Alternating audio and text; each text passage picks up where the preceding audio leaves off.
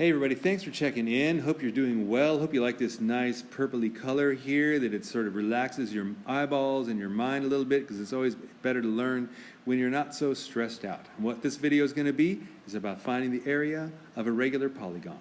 Now, a regular polygon, as you hopefully recall, is a polygon with all congruent angles and all congruent sides.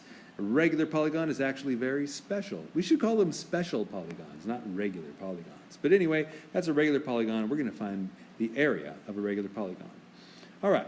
Well, let's look at a regular polygon. That's my best attempt at drawing a regular polygon here. What I'd much like you to observe is that a regular polygon has a center point, and it has radii that you can draw from the center. And if you draw two radii to points to vertices like that, what you've drawn is an isosceles triangle.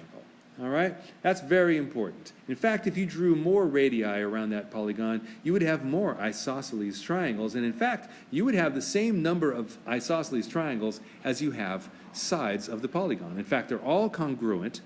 So you have as many congruent isosceles triangles as you have sides in your polygon. Therefore, to find the area of the regular polygon, all we have to do is find the area of one of those isosceles triangles and multiply it by the number of sides. So our task really zeroes in now on finding the area of one of those isosceles triangles. Well, let's look at something a little bit closer to there. You notice that it's got two radii for the sides, and the base is one of the sides, but what we're missing is the height. Well, in a regular polygon, okay, the height has kind of a special name. That height there, or that distance between the center and the midpoint, is called the apothem. It's a special word. Don't know too much about the history of that word, to tell you the truth, but that's what the apothem, the apothem is the distance for any regular polygon. It is the distance between the center and the midpoint of any one side. Okay? So that's what the apothem of a polygon is. It also happens to be the height of one of those isosceles triangles, right? So it's also the height of the isosceles triangle. Obviously, then, it's going to be critical in finding the area, because, as you know, the area of a triangle is 1/2 the base times the height. So that apothem is something that we need to know. All right? So this, I think we're ready for now, is the area formula for a regular polygon. All right? 1/2 A times P, where A is the apothem and P is the perimeter. So the one thing we haven't really talked about yet is, how do you find the apothem? Okay, well, let's take a look at that.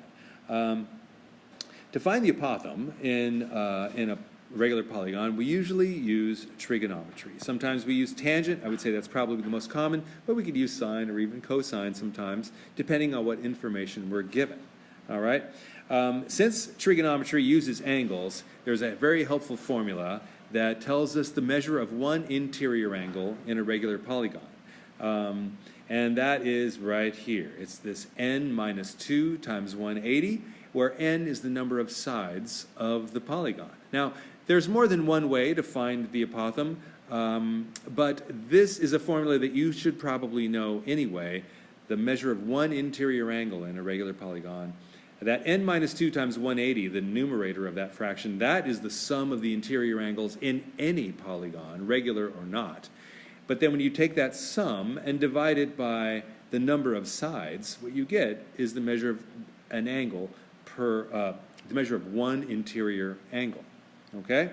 So let's take a look at a part of a decagon, right? The 10-sided figure, that's called a decagon. And if I was to put 10 into my formula there, I'd work out those numbers, and I'd get 144 degrees. All right, so next, I want to think about maybe the isosceles triangle that I can make there. And if I took that isosceles triangle, which cuts those interior angles of the polygon in half, that means my angle there at the base is 72 degrees. That's the base angle of the isosceles triangle, then, is 72 degrees. All right, so then let's find the apothem.